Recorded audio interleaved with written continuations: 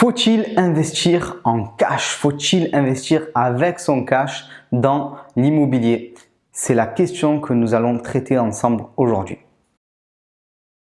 Bonjour à tous, je suis Romain Caillé, l'auteur du livre Adieu patron, devenir rentier en 18 mois grâce à l'immobilier. Et aujourd'hui, on va traiter une question qui revient finalement assez souvent. J'ai du cash disponible.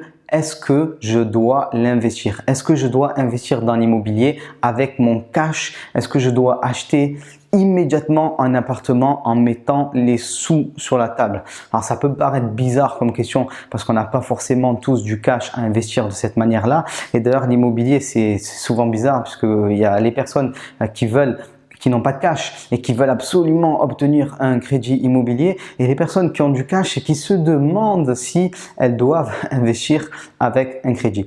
Donc des fois on se dit que c'est assez particulier. Alors ce qu'il faut bien comprendre par rapport au cash, par rapport aux liquidités, par rapport à la trésorerie, pour nommer ça un petit peu de toutes les manières possibles, c'est qu'il faut essayer de préserver votre cash le plus possible.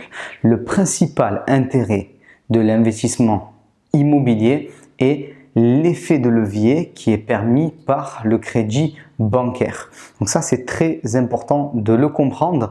L'objectif majeur, final, on va dire en quelque sorte, de l'immobilier est d'essayer de mettre le moins d'apport possible dans les investissements immobiliers. C'est très important parce que l'immobilier est peut-être le seul domaine où vous pouvez vous enrichir considérablement et à crédit.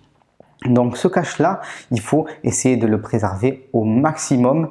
Très souvent, c'est une notion qui est difficile à comprendre quand on débute, et moi-même j'ai été victime de ça. Je l'explique dans mon livre Adieu patron. Au début, on se dit bon, je vais mettre un peu de cash parce que je vais payer un petit peu moins de crédit, moins de remboursement, donc ce sera plus facile à gérer avec le temps. Mais non, en fait, à l'heure actuelle, il ne faut pas penser comme ça parce que les taux de crédit sont extrêmement bas.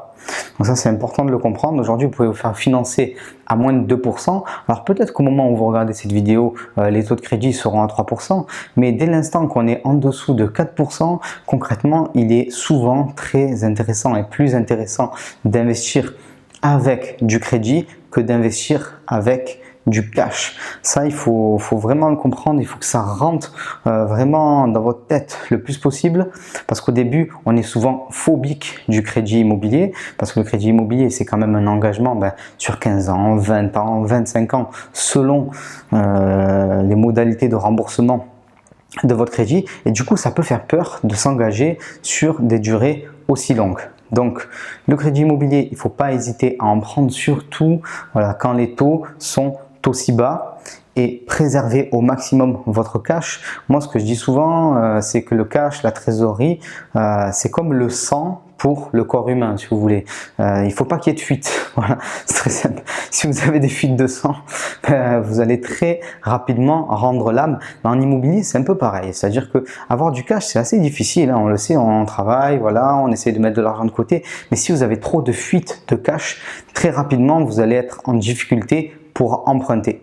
Donc essayez au maximum de garder votre cash, notamment pour valoriser votre dossier à la banque, d'emprunter le plus d'argent sans utiliser votre trésorerie, et ce sera à partir du moment où vous allez commencer à bloquer, c'est-à-dire que les banques ne vont pas forcément vouloir vous financer sans apport, que là vous allez vous poser la question de mettre du cash ou pas.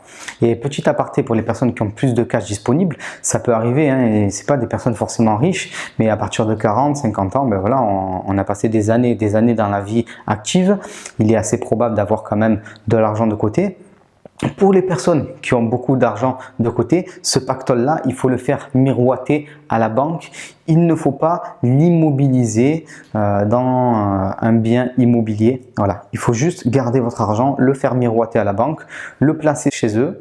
Mais attention, le placer sous forme disponible. Il ne faut pas que votre argent soit bloqué ou qu'il y ait un nantissement. Non, ça, il faut absolument éviter ça. C'est un gros piège. Donc si vous gardez votre cash et que vous le mettez un petit peu comme un trésor de guerre pour pouvoir négocier, vous aurez encore plus de facilité à emprunter. Et finalement, il y a une chose à retenir, plus vous avez de cash, plus vous êtes en sécurité, donc plus vous êtes finançable. Pour quelle raison? Parce que si demain ou après-demain, vos investissements immobiliers venaient par exemple à ne plus être rentables pour X ou Y raison, ce qui a priori n'a pas de raison d'arriver, mais bon, les banquiers des fois vous savez comment ils sont.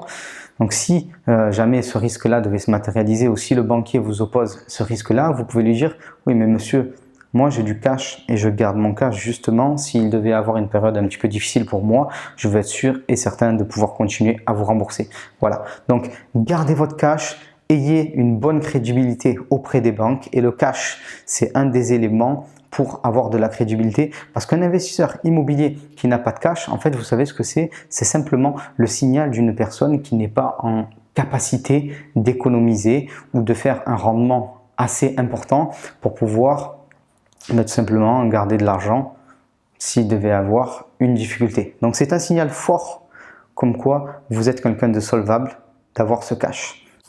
Voilà, c'était les principaux éléments par rapport à la gestion du cash en banque. Alors si vous avez aimé cette vidéo, n'hésitez pas à mettre un petit like, ça permettra de lui donner une meilleure visibilité, de partager la vidéo à vos amis qui peuvent être concernés par le sujet voilà, de la gestion du cash et des crédits immobiliers d'une manière générale.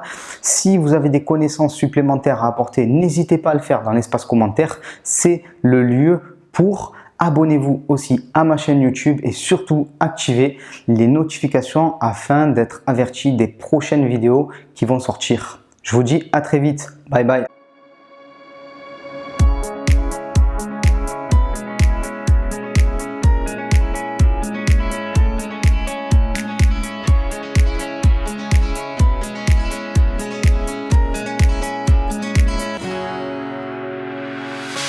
The sun lays so brightly